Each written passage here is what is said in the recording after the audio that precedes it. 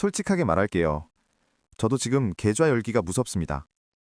코스피가 하루에 7% 넘게 빠지고 환율이 1,500원을 일시 돌파하고 유가가 일주일 새 35.6%나 폭등하는 장면을 보면서 지금 버텨야 하나 아니면 일단 팔고 나가야 하나를 놓고 며칠째 잠을 제대로 못 잤거든요. 여러분도 그랬을 거라고 생각합니다. 한국 주식을 들고 있는 사람이라면 지금 이 상황이 2020년 코로나 초기, 2022년 러우 전쟁 직후와 묘하게 비슷한 느낌으로 다가올 겁니다. 그때도 똑같았거든요. 공포가 시장 전체를 눌렀고 뉴스는 온통 최악의 시나리오뿐이었죠. 주변에서는 지금 다 팔아야 한다. 저점이 어딘지 아무도 모른다는 말들이 쏟아졌고 많은 분들이 그 말을 따라 손실을 확정하며 시장을 떠났습니다. 그 당시 공포에 팔았던 분들이 나중에 어떤 표정을 지었는지 우리 모두 기억하고 있습니다. 근데 그 시절을 되돌아보면 꼭 기억나는 사람들이 있습니다. 남들이 공포에 질려 팔 때 화면 뒤에서 조용히 계산기를 두드리며 반대로 사던 사람들이요. 오늘은 그 사람들이 지금 이 전쟁 국면에서 어떤 기업을, 어떤 논리로 보고 있는지 처음부터 끝까지 정리해드리겠습니다. 2026년 2월 28일, 미국과 이스라엘이 이란을 향해 합동 공습을 감행했습니다. 이란 최고 지도자 하메네이가 사망했고 이란 혁명 수비대는 즉각 호르무즈 해협 봉쇄로 맞섰습니다. 전 세계 원유 해상 수송량의 약 20%가 지나는 이 좁은 길목이 사실상 막혀버린 겁니다. 유조선 150척 이상이 해협 밖에 발이 묶였고 통행량은 평시 대비 70% 가까이 급감했습니다.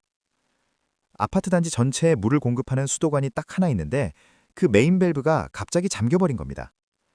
그 아파트가 전 세계 원유 소비국들이고 잠긴 밸브가 호르무즈 해협입니다. 숫자로 정리하면 이렇습니다. WTI는 3월 6일 배럴당 90.90달러로 마감하며 1983년 선물개혁 도입 이후 역대 최대 주간 상승폭인 35.6%를 기록했습니다. 브렌트유는 공습 직전 72달러대에서 27% 이상 치솟아 92달러를 돌파했습니다. 코스피는 3월 3일 하루 7.24% 폭락했고 시가총액이 4거래일 만에 5천조 원 아래로 내려갔습니다. 원달러 환율은 1900주년 3월 이후 처음으로 1,500원을 일시 돌파했습니다. 한국은 원유 수입의 70.7%가 중동산인데 그 95%가 이 해협을 통과합니다. 우리가 이 사태에서 자유로울 수 없는 구조적 이유가 바로 여기에 있습니다. 하지만 여기서 멈추면 투자가 아니라 뉴스 시청입니다. 전쟁 뉴스에 흔들리는 건 감정이고 데이터가 뭘 말하는지 보는 건 투자입니다. 지금부터가 진짜 이야기입니다. 전쟁이 났을 때 무너지는 회사가 있고 오히려 날개를 다는 회사가 있습니다. 그 차이는 운이 아니라 구조에서 나옵니다. 그리고 오늘 이야기할 회사들은 하나같이 이미 비슷한 위기를 한 번씩 겪어내고 그걸 기회로 바꾼 이력이 있습니다. 수도관이 막혔는데 이미 다른 파이프를 연결해둔 집, 아니면 아예 물이 필요 없는 방식으로 사업을 바꿔온 집들입니다. 삼성전자와 SK하이닉스, AI는 전쟁이 나도 멈추지 않는다. 코스피가 7% 빠지던 그날 삼성전자도 9.88% 하락했습니다. 그리고 3일 뒤 11.15% 급반등했죠.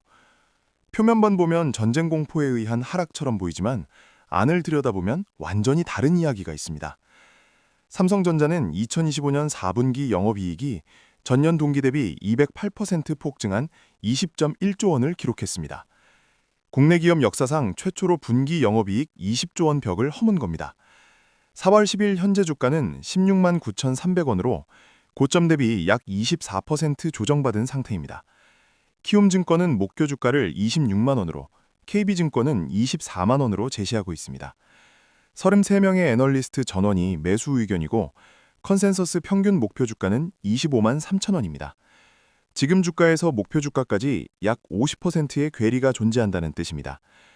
전쟁 공포에 눌린 주가와 실적이 가리키는 적정 가치 사이에 이 갭이 생긴 겁니다. 시장이 공포에 과잉 반응할 때 이런 갭은 오히려 기회가 되기도 합니다. 여기서 진짜 핵심이 있습니다. 삼성전자는 2026년 2월 12일 6세대 고대역폭 메모리인 HBM4를 세계 최초로 양산 출하하는 데 성공했습니다. 개당 가격은 약 700달러, 우리 돈으로 약 100만 원에 달합니다. 엔비디아의 차세대 AI 가속기 베라루빈에 탑재되는 이 메모리가 3월 16일 GTC 2026에서 공개될 예정이고 공급사로 삼성전자와 SK하이닉스 두 회사만 이름을 올렸습니다. 마이크론은 빠졌습니다. 한국 반도체 기업 두 곳이 AI 시대의 핵심 부품을 사실상 독점 공급하는 구조가 만들어진 겁니다. SK하이닉스는 더 명확한 구조입니다. 엔비디아 물량 기준 HBM 시장 점유율이 57%이고 2025년 4분기 영업이익은 19조 1,196억 원으로 영업이익률이 무려 58%에 달했습니다. 2026년 HBM 매출은 2025년 13조 원에서 29조 3천억 원으로 2배 이상 뛸 전망입니다. 대신증권은 SK하이닉스의 2026년 영업이익을 100조 7,760억 원으로 전망했고 하나증권은 목표 주가를 145만 원으로 상향 제시했습니다. 구글의 최신 TPU V7 시리즈 HBM3의 첫 번째 공급사도 SK하이닉스입니다. 엔비디아, 구글, 아마존, 마이크로소프트가 전부 SK하이닉스의 핵심 고객사인 겁니다. 전쟁이 났는데 반도체 회사가 왜 좋냐고 물으실 수 있습니다.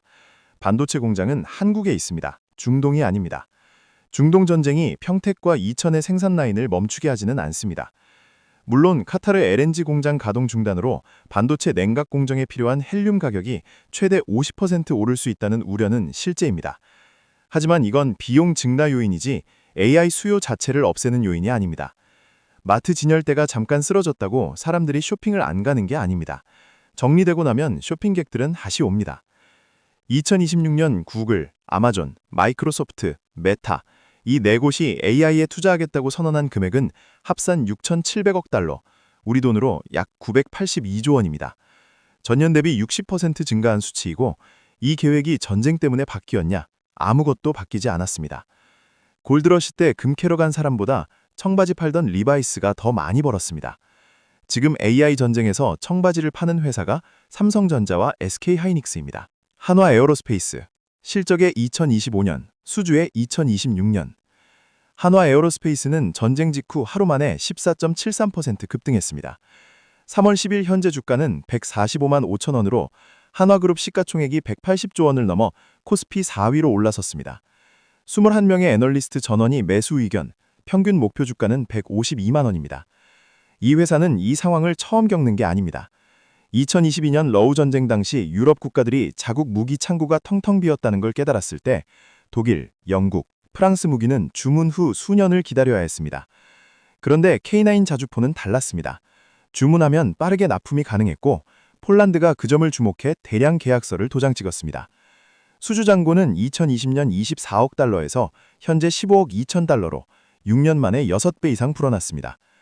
FT도 방산 기업 중 신규 주문이 가장 많이 증가한 회사로 한화 에어로스페이스를 콕 찍었습니다. 2025년 매출 26.6조 원, 영업이익 3조 원으로 사상 최대를 기록했고 증권사들은 올해를 수주의 해로 규정하고 있습니다. 노르웨이 천무 2.6조 원, 폴란드 K9 후속 계약 최대 7조 원, 스타인 K9 자주포 7조 원, 루마니아 레드백 4조 원까지 대형 파이프라인이 올해 안에 집중돼 있습니다. 이번 중동 전쟁에서 천궁2 요격률이 90%를 상회한다는 실전 데이터까지 확인되면서 중동 국가들의 수주 문의도 폭주하고 있습니다. 방산에서 수출 비중이 이미 60%를 넘어섰고 수출 물량의 마진율이 내수 대비 훨씬 높아 영업이익률이 구조적으로 개선되는 흐름입니다. 납기, 가격, 품질, 이 세 가지 경쟁력은 전쟁이 바뀌어도 사라지지 않습니다. 6년 만에 주가가 72배 오른 이유가 바로 여기에 있습니다. 포스코 인터내셔널과 두산 에너빌리티, 에너지안보 수혜의 조용한 강자들. 포스코 인터내셔널은 한국에서 유일하게 미국 북미 LNG를 연간 110만 톤 규모로 장기 계약 확보한 회사입니다. 동네 편의점이 갑자기 다 문을 닫는데 나는 미리 창고에 물건을 잔뜩 쌓아둔 상황입니다. 공급이 막혔을 때 팔 물건이 있는 회사, 그리고 가격이 오를수록 이익이 커지는 구조를 가진 회사입니다. 3월 9일 현재 주가 79,130원, 저점 대비 67% 이상 상승했습니다.